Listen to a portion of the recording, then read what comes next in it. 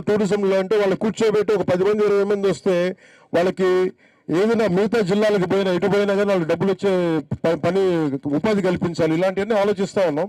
ప్రస్తుతానికి ఒక కురుడి గ్రామానికి నేను కలెక్టర్ గారిని ముందు అడుగుతున్నా, ముందు ఇక్కడ సామూహికంగా ఇక్కడ కూర్చోబెట్టి కలెక్టివ్ ఫార్మింగ్ ఏదైనా చేయగలం, ఇక్కడ ఉపాధికి యువతకు ఉపాధి అవకాశాలు కల్పించేది. ఇక్కడ ఉసిరి, లెమన్ గ్రాస్ కానీ, పామ్ రోజు ఏంటిది అరోమాటిక్ ప్లాంట్, ఓకే, దమనం లాంటి మొక్కలతో పాటు బ్లూబెర్రీస్, డ్రాగన్ ఫ్రూట్, యాపిల్, ఇది మన లంబసింగిల్ యాపిల్ ఉంటుంది, అది మన ఇక్కడ కూడా పండొచ్చు.